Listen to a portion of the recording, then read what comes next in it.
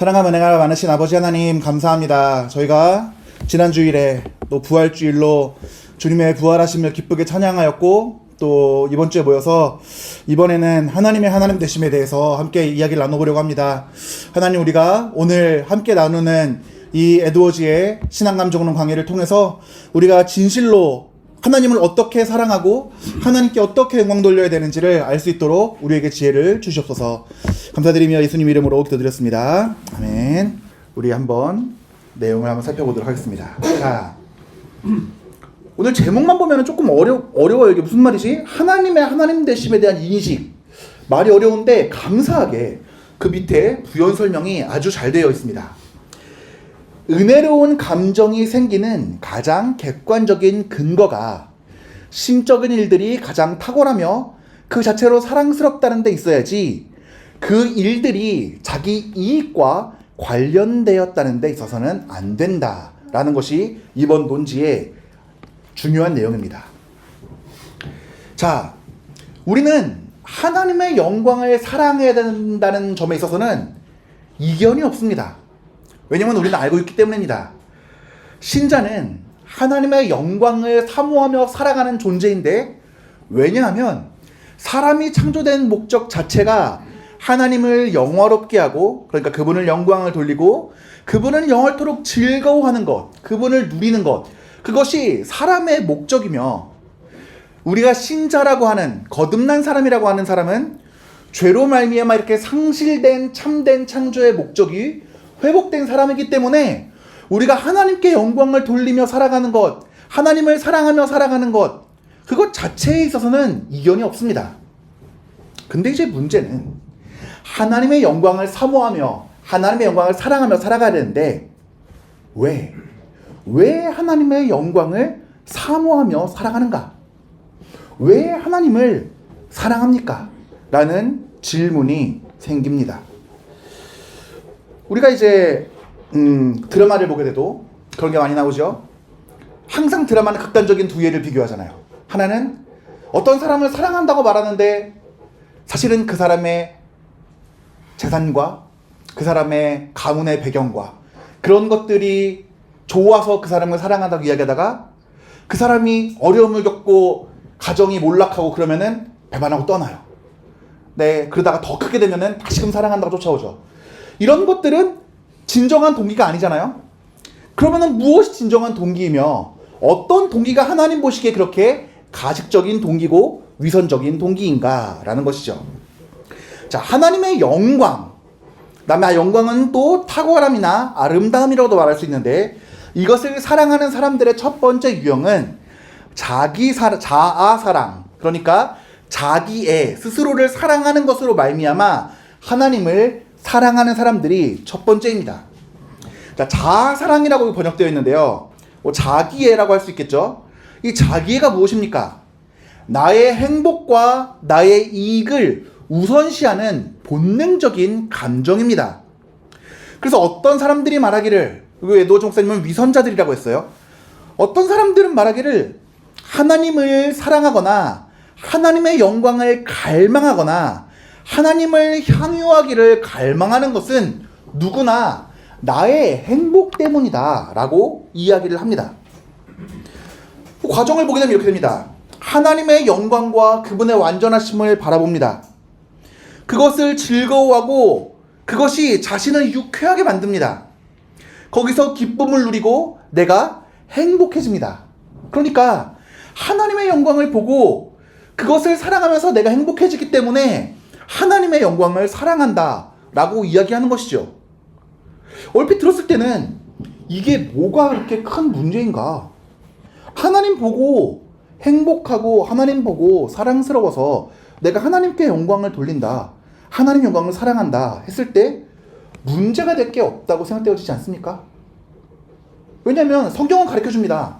너가 예수님을 믿을 때 가장 행복해. 너가 주의 도를 쫓을 때 가장 행복해 가르칩니다. 그래서 나는 하나님을 사랑하면 내가 행복하기 때문에 하나님을 사랑한다고 말하는데 그것이 뭐가 문제라는 것이죠. 자, 근데 에드워즈 목사님은 여기서 칼같이 사랑이라고 하는 것이 어떤 것인지를 구분합니다. 그러면서 이야기합니다. 하나님이나 예수 그리스도에 대한 사랑이 자아 사랑에서 비롯된 것이라면 그 사랑은 참으로 은혜로운 영적인 사랑일 수가 없다는 것입니다. 그러면서 누가복음 6장 32절의 말씀을 예로 듭니다.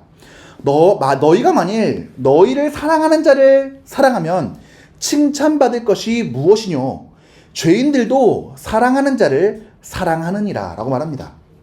이게 무슨 말일까요? 이게 뭐냐 하면, 만약에 너희가 너희 스스로 행복감을 얻기 위해서 하나님을 사랑한다면 그것이 정말 하나님만을 위한 구별된 사랑이라고 말할 수 있겠느냐? 정말 너의 목적이 행복이라면, 만약에 무언가 하나님보다 너희를 더 행복하게 해줄 수 있다는 존재가 느껴진다면, 그 수단이 주어진다면 언제든지 너희들은 하나님으로부터 다른 것으로 갈아탈 수가 있겠네. 왜냐하면 궁극적인 목적이 나의 행복이잖아요. 그러면 나의 행복을 만족시킬 수 있는 다른 대상이 생기면 언제든지 갈아탈 수가 있는 거예요. 옆에 여자친구가 있어요, 남자친구가 있어요. 이 사람이 예뻐서 좋아요. 순수하게 그거에 다른 이유가 없어요. 근데 그 사람이 사고가 나서 흉터가 생겼어요. 그러면은 다른 예쁜 사람을 찾아서 그 사람과 사랑해요. 이것이 상대방의 존재로 말미암아 사랑한다고 말할 수 있을까요? 아니지요. 근데 자식을 생각해 보십시오. 대부분 다 장년부시잖아요. 자녀를 낳았어요. 애가 다쳤어요. 뭐야, 엄청 예뻤는데 못생겨졌네? 마음에 안 든? 그렇게 될까요? 아니죠. 왜냐하면 자식은 그 존재 자체로 나에게 사랑이기 때문입니다. 이 아이가 살이 쪄서 뚱뚱해지든지 살이 빠져서 말랐든지 공부를 잘하든지 못하든지 그것이 어느 정도 나에게 기쁨의 고절을 나타낼 수는 있지만 그것이 궁극적으로 이 아이를 사랑하거나 미워하는 수단이 되지는 않습니다. 왜냐하면 그 존재 자체가 나에게 사랑이기 때문이에요. 그래서 욥기를 읽어보면 마귀가 하나님을 경외한다고 말하는 욥이라는 사람의 그 하나님을 사랑하는 마음을 격화시키는 것을 어떤 식으로 격화시키는지를 보면 명확합니다. 욥이 어찌 까닭없이 하나님을 경외하리이까? 주께서 그와 그 집과 그 모든 소유들을 산울로 두르심이 아니니까. 하나님 자꾸 욥 칭찬하시는데 욥이 그냥 하나님 사랑하겠어요? 하나님이 나귀도 주고 양도 주고 자녀들도 많이 주고 부유하게 하고 여유도 곳간에서 난다고 이렇게 풍성하게 주니까 하나님을 사랑하지, 다 뺏어가 보면은 그 사람 안에 정말 하나님을 사랑한, 하나님께 영광 돌림이 남아있겠습니까? 라고 말하는 것입니다. 하나님은 욥이 그 하나님을 존재 자체로 사랑한다고 평가하셨지만 마귀는 그것을 격하하여 하나님을 경외할 때 이익을 추구하며 하나님을 경외하는 것이 얼마나 하나님 보시기에 가증스러운 것인지를 알고 이야기하고 있는 것입니다. 그래서 이 자아 사랑에 대한 주장을 에드워즈는 이렇게 반론합니다. 자, 주장은 모든 사랑은 자아 사랑에서 비롯된다고 생각하고 하나님을 사랑하거나 하나님의 영광을 갈망하거나 하나님을 향유하기를 갈망하는 것은 내 행복 때문이다 라고 말합니다. 이것은 제가 지지난 시간인가 말씀드렸던 하나님 외에 다른 모든 사랑은 자기 사랑이라고 말씀드렸던 것과 일맥합니다. 그때 말씀드렸죠?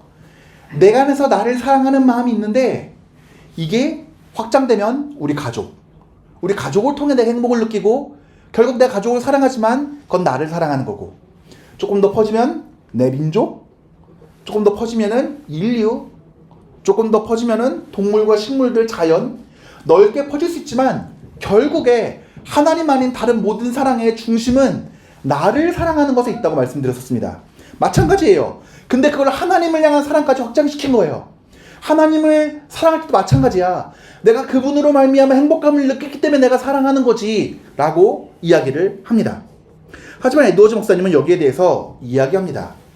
사람은 하나님의 이익을 자신의 것으로 여기고 하나님을 영화롭게 하고 향유하는 것을 자신의 행복으로 여기기 전에 반드시 먼저 하나님을 사랑해야 되고 그의 마음이 하나님과 연합되어 있어야 한다라고 이야기를 합니다. 말이 조금 어렵죠? 이것을 제가 조금 더 뒤에서 한번 설명을 해드리도록 하겠습니다.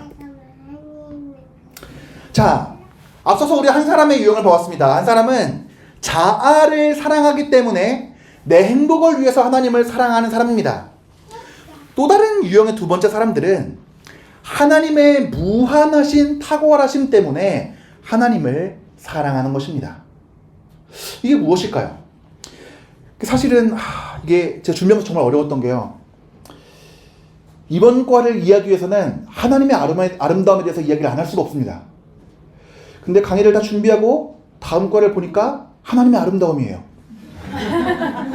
그래서 일단 오늘 하나님의 아름다움을 이야기를 하고 다음 주에는 제가 그 박사 논문 주제가 하나님의 아름다움이거든요. 그래서 좀 이거를 심도 있게 하나님의 아름다움을 깊이 다음 주에 한번 나누도록 하겠습니다. 자, 우리가 하나님의 영광이라고 하는데 이 하나님의 영광은 하나님의 탁월하심이고 하나님의 탁월하심은 하나님의 아름다움이십니다. 에드워즈에게는 이 모든 것이 일종의 동의어예요.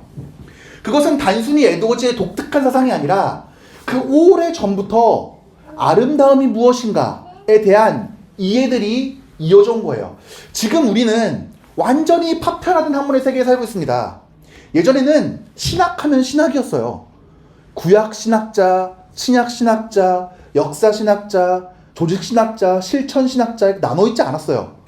모든 성경 신학자는 교의학자, 조직 신학자였고 모든 조직 신학자는 목회자여야 됐습니다. 근데 그것이 학문들이 파편화되면서 산업혁명 이후에 학문들이 파편화되면서 신학도 같이 전문화시킨 거예요. 그러면서 이러한 시대적인 요구들은 이 뭐라 그럴까요? 개념들에게도 동일하게 적용됐어요.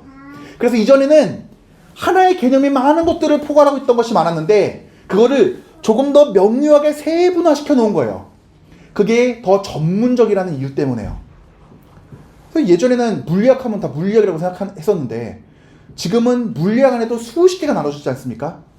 그것처럼 이전에는 아름다움이라는 것은 단순히 감각적으로 예쁘다, 와, 저거 진짜 아름답다 라는 느낌뿐만 아니라 영혼의 기능, 영혼의 특성이라는 의미를 지니고 있었어요.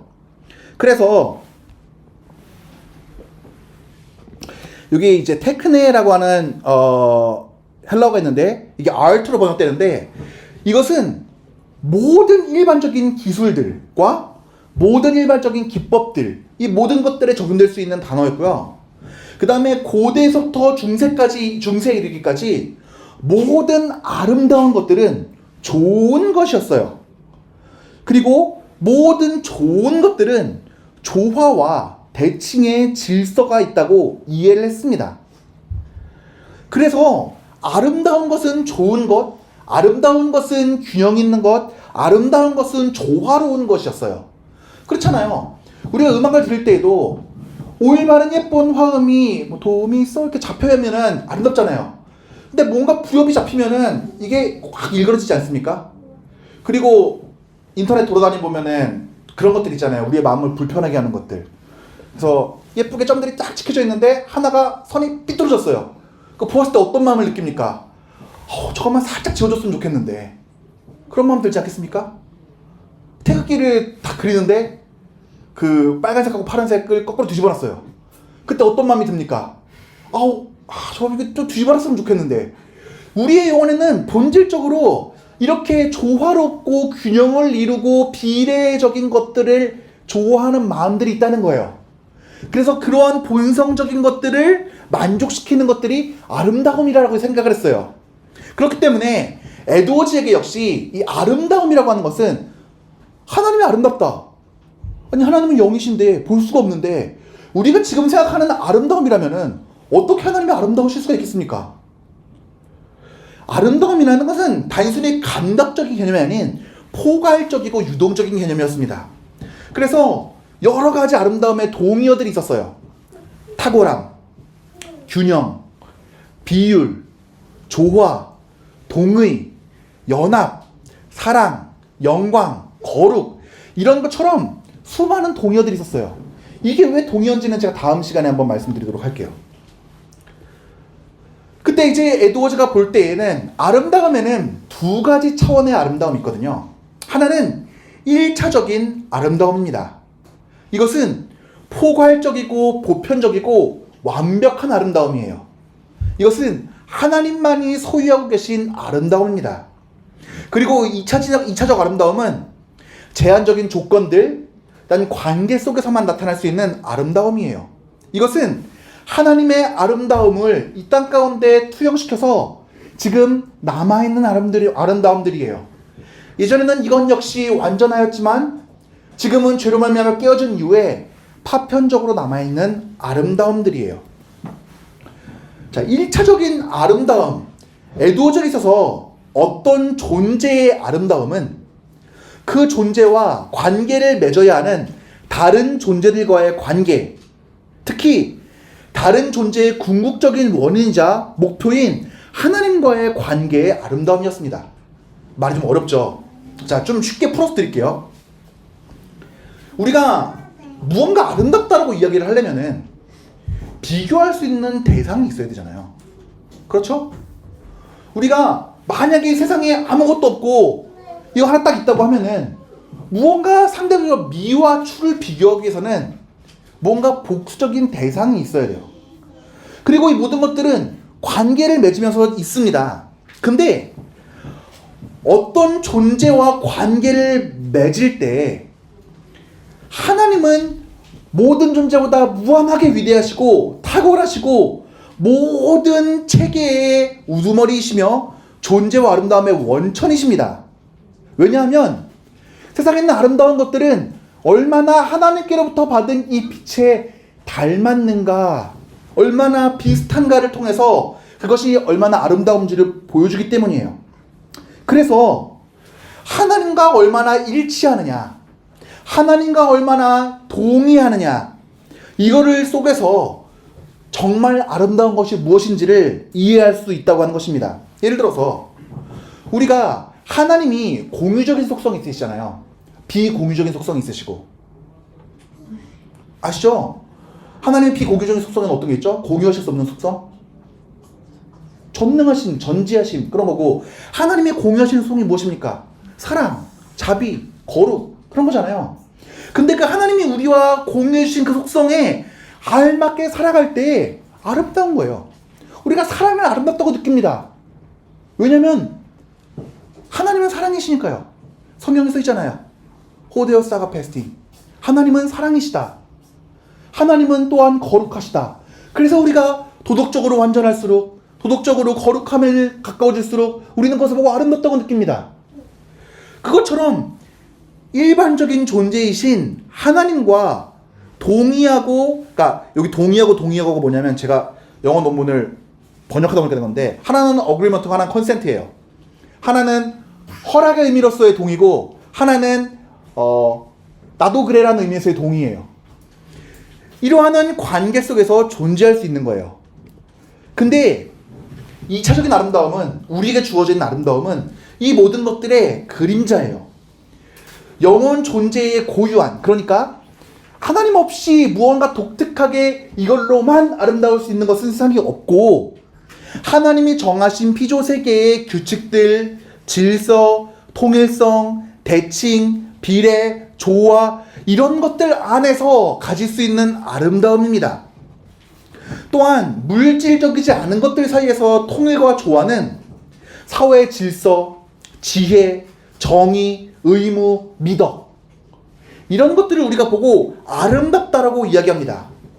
그래서 이러한 아름다움들은 신자와 비신자 모두에게 일반응청적으로 주어졌어요.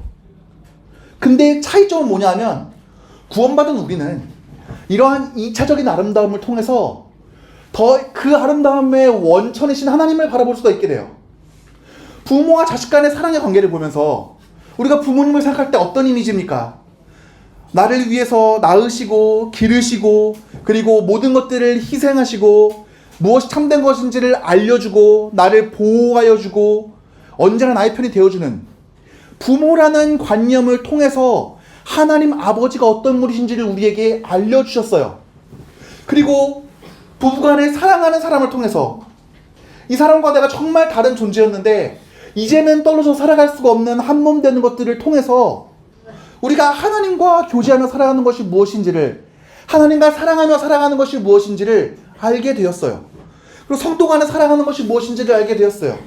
이런 것처럼 이렇게 기쁨을 느낄 수 있는데, 일반 사람들이 이러한 기쁨들을 통해서 그 아름다움의 원형이신 하나님께로 나아갈 수가 없다면 그 2차적인 아름다움은 다 가짜 아름다움이라는 거예요. 제가 지난번에 사과 비유도 말씀드렸죠. 사과를 진짜 먹어본 사람과 겉으로 핥아본 사람이요.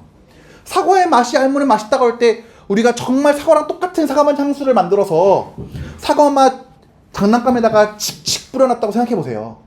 그거를 아무리 막 핥고 그거를 모래 비비고 그거를 깨물어 본다 한들 진짜 사과가 무엇인지 알 수 없잖아요.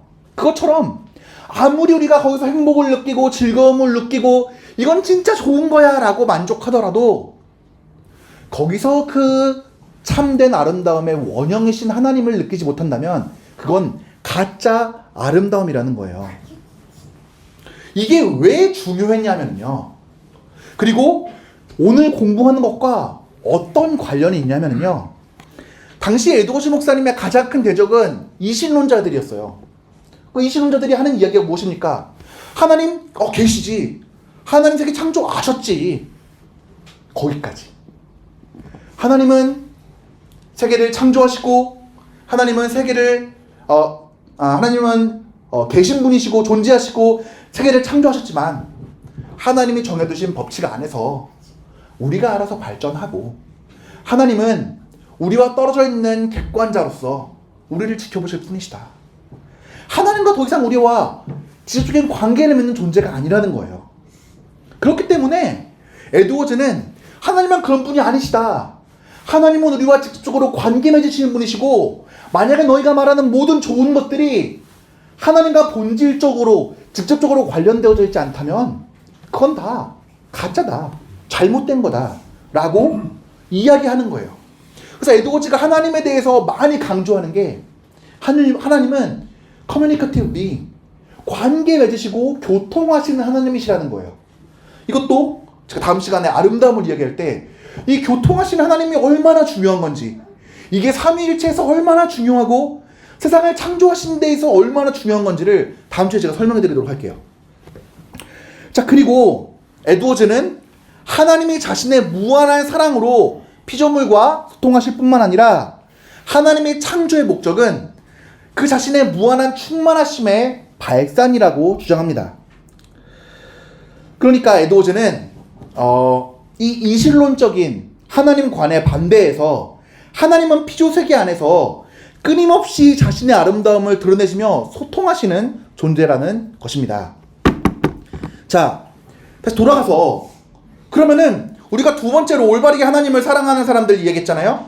하나님의 영광, 그분의 탁월하심, 아름다움을 사랑하는 사람들의 유형의 두 번째, 하나님의 무한하신 탁월하심, 그분의 무한한 아름다우심을 기뻐하며 사랑하는 사람들. 그 사람들은 어떤 사람이냐면 하나님에 대한 사랑의 가장 기초는 하나님 그 본성이 지극히 사랑스럽다는 거예요. 나에게 행복을 주기 때문에 사랑스러운 게 아니라 그분 자체가 사랑스러우시고 그분 자체가 사랑받으실 가치가 있으신 분이라는 것을 아는 거예요. 그렇기 때문에 우리는 하나님을 진짜 사랑한다 할 때 내가 폭풍 가운데 있더라도, 내가 고난 가운데 있더라도 그 하나님이 사랑스러우시기 때문에 하나님을 사랑하는 거예요. 내가 그분으로 말미암아 행복하기 때문에 하나님 오늘 제발 로또 1등 맞게 해주세요. 돈을 주셔서가 아니라 그분의 존재 때문에 나에게 기쁨이 되어지는 거예요. 제가 예전에 설교를 들으면서 아주 감명 깊게 들었던 예화가 하나 있는데요. 어떨 때 이제 평화라고 하는 주제를 가지고 이 그림 그리는 사생대회가 열렸다고 합니다. 그래서 그림을 그리는데 2등이 그거였대요. 2등이 저 푸른 초원 위에 아주 한가롭게 동물들이 뛰놀고 있고 거기에 평화롭게 누워서 솔솔 부는 바람을 맞고 있는 그런 평화로운 그림이 2등이었대요. 근데 이 평화라는 주제를 가지고 한 1등의 그림은 그거였대요. 깜깜한 바다예요. 폭풍우가 치고 있어요. 가운데 조그마한 바위산이 하나 있어요. 거기를 자세히 보면 어미새가 아기새를 안고 있는데 아기새가 고니 자고 있어요. 그 아기새가 누리는 게 평화다. 1등이래요. 저도 설교 예화를 들은 거기 때문에 이게 진짜 있는 그림인지 모르겠어요. 근데 본질은 정말 참된 평화가 무엇인지를 우리에게 확연히 알려주는 거예요. 참된 평화는 세상에 고난이 있는가 없는가, 세상이 나를 힘들게 하는가 힘들지 않게 하는가가 아니에요. 내가 그분의 품 안에 있는가 없는가. 아이가 아무리 좋은 곳에 있더라도 부모의 손을 놓은 채 부모를 잃어버렸다면 그 아이 가운데 참된 평강이 있겠습니까? 없겠지요. 사랑도 마찬가지예요. 만약에 정말 내가의 행복을 주어서만 하나님을 사랑한다고 한다면 그게 어떻게 진짜 사랑이겠습니까? 진짜 사랑은 나에게 고난이 있던 불행이 있던 마음에 환란이 있던 내가 사망의 음침한 골짜기를 지나가면서 그 사망의 음침한 골짜기에서 언제가 맹수가 나를 덮칠지 모르는 상황 속에서라도 그분을 신뢰하며 그분으로 말미암아 참된 만족을 누릴 수 있는 사랑, 그것은 그분의 본성 본질 자체를 사랑할 때만 얻을 수 있는 것입니다. 자, 그러면은 신자 안의 그 참되고 거룩한 사랑은 어떻게 생겨날 수 있을까요? 자기를 사랑하는 것이 그리스도를 사랑할 수 있는 원리가 될 수가 있을까요? 자, 인간의 자연적인 본성인 자아 사랑이 하나님과 그리스도를 진정으로 사랑하는 근본적인 원리가 될 수는 없습니다. 왜냐하면 내 사랑은 모양이 다르더라도 궁극적으로 내 이익과 만족을 위한 것인 반면에 하나님에 대한 사랑은 그분의 본성과 영광을 깊이 인식하는 것부터 비롯되는 거예요. 그래서 어거스틴이 이야기했잖아요. 내가 하나님을 더 잘 믿기 위해 그분을 압니다. 하나님을 올바로 인식하고 알므로써 그분을 더 잘 사랑하고 그분을 더 잘 믿을 수 있게 되는 것이에요. 그리고 자아 사랑이 겉으로 볼 때에는 하나님을 사랑하는 것처럼 보일 수가 있습니다. 그러나 제가 말씀드렸던 것처럼 인간은 자연적인 본성으로 다른 사람에게 감사함을 느끼는 것처럼 동일하게 하나님께서도 감사를 느낄 수가 있어요. 제가 첫 번째 시간에 이야기했던 것처럼 드라마를 보면서 가슴에 울컥해서 마음이 이렇게 우는 것처럼, 아니면은 안보 교육 받다가 미군이 우리나라를 위해서 총 맞아 죽는 거 보면서 울컥하면서 아 그래 우리나라는 미군은 우리나라 편이지 중국 사람 나쁜 사람, 소련 나쁜 사람, 미군 우리 편, 뭐 이렇게 말하는 것처럼 울컥하는 거랑 예수 그리스도께서 너를 위해서 십자가에 죽으셨대 울컥하는 거랑 겉으로 볼 때에는 비슷한 감정일 수 있다는 거예요. 근데 이런 감정은 주로 눈에 보이는 하나님이 널 위해 뭘 했다, 우리에게 뭘 줬다 라는 것들 때문에 발생하는 거예요. 그게 없어지면 그 감정도 없어져요. 이것은 사랑이 아니라 잠깐의 감동이에요. 연못에 돌멩이를 던지면 어떻게 됩니까? 퐁당 봤을 때 파동이 싹 입니다. 하지만 잠깐 지나가면 아무 일 없던 것처럼 똑같아요. 그 파동이 울렸다고 해서 연못에 변하는 것이 아무것도 없습니다. 그런 거예요. 잘못된 사랑의 인식입니다. 많은 사람들은 충동적인 생각이나 상상력들을 통해서 느껴지는 외적인 표상들을 통해서 하나님과의 교통을 경험한다고 믿습니다. 이것은 하나님께서 나에게 호의를 보이시고 사랑하신다는 잘못된 믿음에서 기인합니다. 하나님 사랑이신 거 맞죠? 우리 사랑하시는 건 맞죠? 근데 마치 그것이 나의 신앙생활의 전부이고 본질인 것처럼 여기는 것에서부터 잘못되었다는 거예요. 에드워즈는 이것이 교만이라고 이야기를 합니다. 왜 교만일까요? 여러 가지가 있을 수 있겠지만 하나님은 그 자체로 존재하시는 목적이시고 하나님은 그 자체로 완전하신 하나님이십니다. 근데 그분의 존재 가치를 마치 나를 사랑하셔야만 그분의 존재 가치가 있는 것처럼 잡아 끌어내리는 거예요. 어디까지? 내 앞까지. 그래서 이게 얼마나 교만한 건지를 에드워즈 목사님은 찝어주는 것입니다. 근데 진정한 하나님의 사랑은 그분의 본성과 그분의 영광에 대한 깊은 인식과 감동에서 시작합니다. 그러니까 하나님이 날 뭘 잘 해주셔서가 아니라 그 하나님의 어미로우시고 위대하시고 무한하시고 전능하시고 그분의 크심과 그립의 공의로우심과 그분이 죽기까지 사랑하시는 그 크신 사랑 자체에 압도되어서 그분을 사랑하시는 거예요. 그분이 나를 위해서 뭘 베풀어 주시는 것은 다음 문제예요. 우리 애들도 아빠가 짜장면 시켜준다고 그러면 춤을 춥니다. 치킨 시켜준다고 그러면 노래를 불러요. 근데 그거는 사랑하는 엄마 아빠가 주는 부가적인 기쁨일 뿐이에요. 그 아이들이 엄마로 아빠로 말미암아 본질적으로 기쁜 건 너가 내 엄마 아빠기 때문이 아닙니까? 마찬가지예요. 참된 성도의 사랑은 하나님이 자신을 사랑하신다는 사실을 알게 된 후가 아니라 하나님의 사랑스러우심, 그리스도의 탁월하심, 그분의 영광을 먼저 보고 느낀 뒤에 생기는 것입니다. 이것이 사랑의 근원이 되어서 성도의 마음을 채우는 것이에요. 그래서 성도의 사랑은 그렇게 처음 하나님을 인식한 이후에도 하나님과 그리스도에 대한 깊은 사랑과 감사가 계속해서 자라나고 시간이 지날수록 더욱더 깊고 풍성해집니다. 조금 길긴 한데 필요한 내용이어서 제가 읽어드리도록 하겠습니다. 신앙감정론에 그대로 있는 내용이에요. 하나님의 본성 자체가 가진 이 무한한 탁월성이 하나님 안에 있는 모든 좋은 것의 참된 기초다. 그렇다면 하나님 안에 있는 모든 좋은 것과 옳은 것의 기초가 되는 하나님의 탁월성을 때문에 하나님을 사랑하지 않고서 어떻게 사람이 하나님을 참되고 올바르게 사랑할 수가 있겠는가? 하나님을 사랑하는 이유가 하나님께서 그들에게 베푸시는 유익 때문이라면 그 사랑은 잘못된 목적에서 시작된 것이다. 그들은 단지 하나님의 은혜가 그들에게 미치고 그들에게 유익하기 때문에 하나님을 존경한다.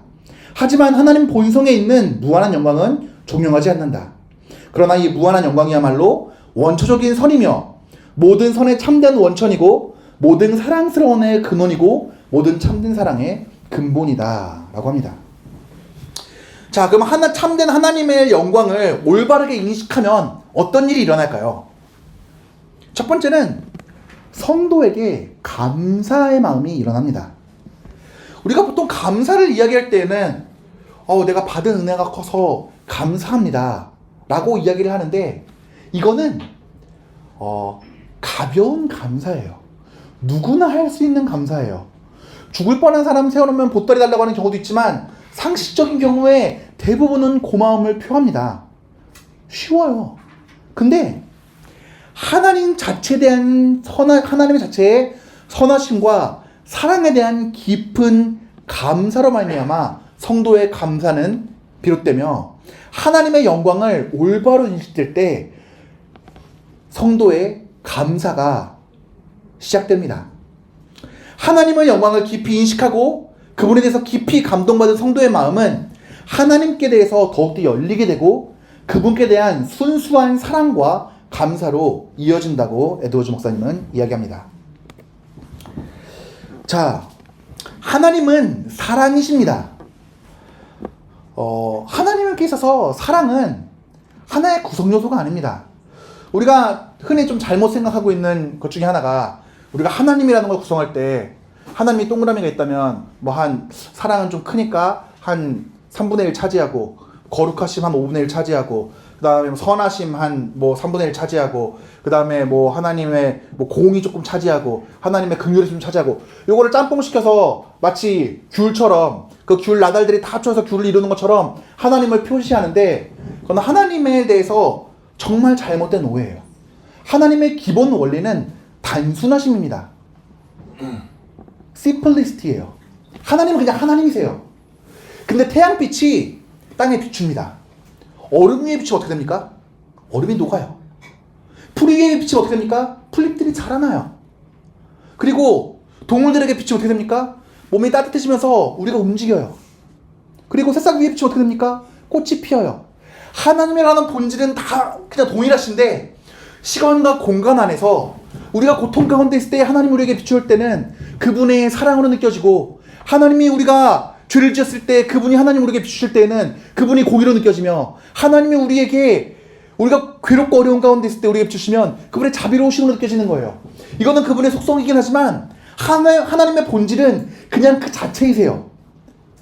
근데 성경은 하나님이 사랑이시라고 이야기를 해요. 사랑은 하나님의 구성 요소가 아니에요. 하나님 그 자체가 사랑이시고, 하나님 그 자체가 완전한 아름다움이시고, 하나님 자체가 완전한 탁월하심이세요. 그렇기 때문에 우리가 경험하는 은혜와 긍휼에 대한 모든 감사는 그분에 대한 사랑을 기반으로 하는 거예요. 그분이 사랑 그 자체이시기 때문에 나에게 은혜를 베푸셨고, 그분이 사랑 그 자체이시기 때문에 나를 죽기까지 사랑하셔 예수 그리스도를 보내신 거예요. 그렇기 때문에 우리는 그 결과 때문에 하나님께 감사하는 게 아니라 그분의 본성의 사랑이시라는 그 자체 때문에 우리가 하나님께 감사할 수 있는 것이에요. 그리고 사랑이신 하나님은 우리가 사랑함은 그가 먼저 우리를 사랑하셨습니다. 요한일서 4장 19절 말씀입니다. 그분이 우리가 그분을 알기도 전에 우리를 먼저 사랑하셨기 때문에 우리는 그것에 감사하고 사랑할 수 있는 것, 그것이 참된 사랑입니다. 자, 성도가 하나님을 사랑하는 것이 하나님이 먼저 사랑을 베푸시고 은혜를 베푸셨기 때문인 것처럼 그리스도의 구속과 인간의 관계에서도 마찬가지입니다.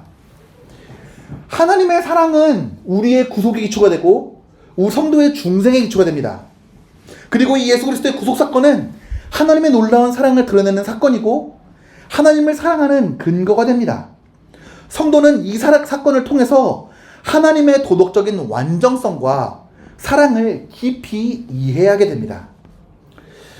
이 도덕적 완전성은 우리가 다음 시간에 중요하게 다룬 주제니까 그냥 넘어가겠습니다. 다음 시간에 다시 말씀드릴게요. 자, 그럼 하나님을 향한 신자와, 마지막입니다 이제.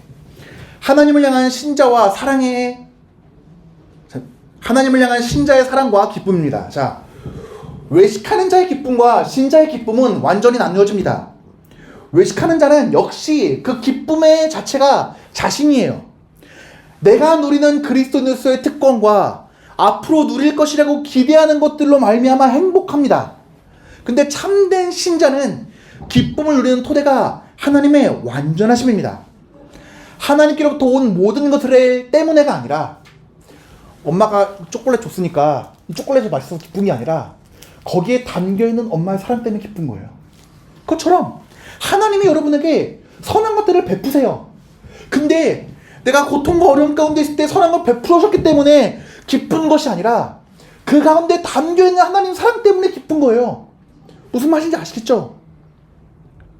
그래서 성도는 하나님의 성품과 행하신 일, 거기에서 영광스럽고 사랑스러움을 볼 때에 우리가 말할 수 없는 기쁨을 누리는 거예요. 부부간에도 그렇잖아요. 요즘에는 뭐 통장 따로 관리하는 경우들도 많이 있지만 저희는 그냥 같이 관리하거든요. 근데 내 돈 쓰면 이 사람이 돈 써도 내 돈 쓰는 거고 내가 돈 써도 이 사람 돈 쓰는 거예요. 근데 꽃 하나 준비하고 케이크 하나 준비해서 생일 축하하거나 결혼기념일 축하하거나 초콜릿 하나 사갖고 발렌타인데이, 화이트데이 때 축하한다고 해요. 그럼 내 돈 내가 사는 거랑 크게 차이 없잖아요. 같은 주머니 쓰는 건데. 근데 왜 그게 기쁩니까? 그 초콜릿이 비싼 초콜릿이가 아니라 그 가운데 담겨져 있는 배우자의 사랑의 마음이 느껴져서 기쁜 거잖아요. 그렇다는 거예요. 여러분이 하나님 때문에 기쁘십니까? 왜요? 하나님이 나의 기도를 들어주셔서? 그럴 수 있죠. 근데 보다 본질적이어야 된다는 거예요. 그리 아니하실지라도 감사할 수 있는 건 그리 아니한 데에도 하나님의 사랑이 있다는 걸 알아야 되는 거기 때문이거든요. 그리고 신자의 기쁨의 토대가 하나님의 완전하신 것처럼 그리스도로 말미암아 누리는 가장 중요한 근거 역시 그리스도의 아름다움입니다. 신자는 그리스도께서 이루신 구원의 방식을 보면서 기쁨을 누립니다. 하나님을 높이시고 인간을 낮추셨습니다. 거룩을 높이시고 증진시키시고 죄에게 수치를 돌리고 억제하셨습니다. 값없이 베푸신 하나님의 주권적인 사랑을 나타내십니다. 영광스러운 하나님이 나의 기업이 되어주셨습니다. 이 모든 구원의 주 보여주는 아름다움들이 있습니다. 그런데 이러한 것들의 기쁨에 앞서서 신자는 궁극적으로 그 자체로 아름다우시고 영광스러우시고 탁월한 하나님을 기뻐해야 한다는 것이죠. 자, 질문 하나 있습니까? 하겠습니다. 당신에게 가장 즉각적으로 그리고 가장 크게 기쁨이 되는 것은 무엇입니까? 자, 1번 그리스도의 계시에 대한 자신의 체험. 2번 계시된 그리스도. 자, 혹시 1번이라고 생각하시는 분? 있으시면 처음 다시 하려고 했는데 다행히 없어서 강의를 마무리해도 될 것 같습니다. 네. 하나님의 백성은 하나님을 체험한 것이 아니라 하나님 그 자체를 기뻐해야 되는 것입니다. 자, 똑같은 얘기 반복이니까 넘어가겠습니다.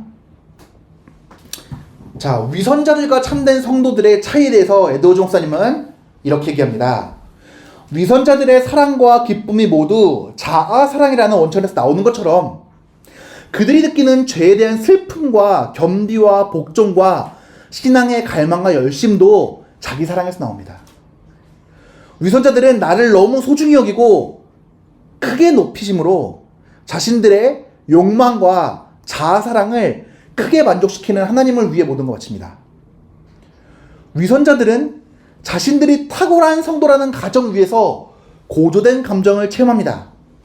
근데 그들 스스로 생각하는 것과 반대로 자기가 열등한 성도라고 생각되어진다면 그들의 고조된 감정은 급격히 식어버립니다.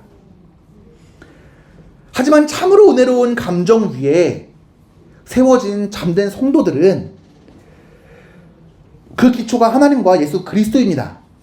그렇기 때문에 내 결함과 나의 체험이 천박하다는 것을 알면서도 그 사실이 그들의 감정을 순화시킬지언정 파산시키지 않습니다. 오히려 나에 대한 바른 인식은 감정들을 더 향기롭고 고결하게 합니다. 우리가 다윗을 봐도 알 수가 있죠. 다윗을 볼 때 자신의 비참한 상황과 고통스러운 상황 때문에 하나님을 저주하고 욕하고 끝나는 시는 없습니다. 항상 그 시작은 하나님 어느 때까지입니까? 어느 때까지 나에게서 당신의 얼굴을 가리시겠습니까? 고백하지만 결국에는 하나님을 찬양하면서 끝나지 않습니까? 왜냐하면 자신이 있는 그 비참한 처지가 하나님을 사랑하고 그분의 완전하심을 영광 돌리는 일에 가려질 수 없을 만큼 그 본질을 향한 사랑이 있기 때문입니다. 자, 오늘 공부한 것들을 한번 요약해 보도록 하겠습니다. 자아사랑의 본질과 특징에는 세 가지로 요약될 수가 있습니다. 자아사랑은 인간의 기본적인 동기 중 하나로 나의 행복과 이익을 우선시합니다. 자아사랑은 나의 보존의 원리와 밀접하게 연관되어 있으며 공통적으로 나타나는 현상입니다. 그리고 자아사랑은 개인이 자신에게 이익, 안락감, 즐거움을 추구하게 되는 주된 원인입니다. 이 한계는 무엇이냐면은 자아사랑의 영적인 감정, 특히 하나님에 대한 사랑의 기초가 될 수 없다고 이야기합니다. 영적 감정의 올바른 근거는 하나님의 본성과 사역의 탁월함에 있어야 됩니다. 자아사랑에서 비롯된 사랑은 자연적인 원리에서 나오기 때문에 신적이고 초자연적인 차원의 사랑과는 근본적으로 다릅니다. 이러한 사랑은 천사뿐 아니라 마귀에게도 있을 수 있으며 진정으로 은혜로운 사랑과는 본질상 다른 것입니다. 문제점은 무엇이냐면 자기의 이익만을 추구하는 사랑은 하나님과의 관계에서 진정한 사랑의 기초를 형성할 수가 없습니다. 하나님에 대한 사랑이 자기 이익에 의해서 왜곡될 수 있는 위험이 있습니다. 그러면은 무슨 사랑이 진정한 기초입니까?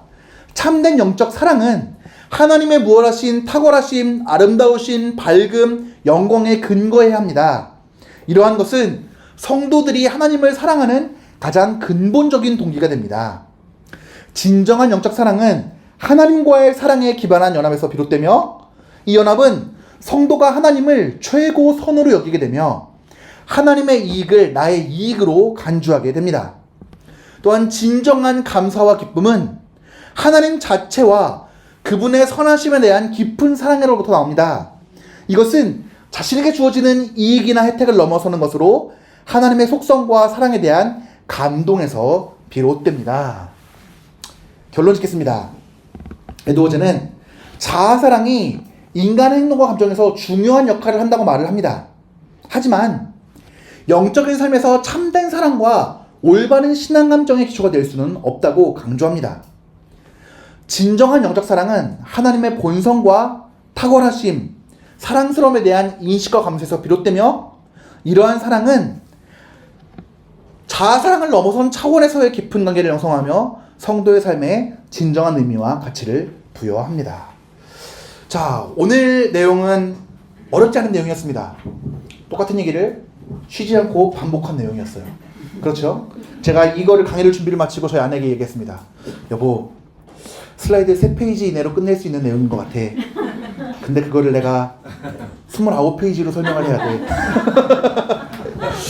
그래서 다시 한번 여러분들이 쉬운 내용이니까 다시 한번 생각해 보시면서 내가 어떻게 하나님을 사랑해야 될 건지를 한번 생각해 보셨으면 좋겠습니다. 그리고 다음 시간에는 하나님의 아름다움에 대한 인식입니다.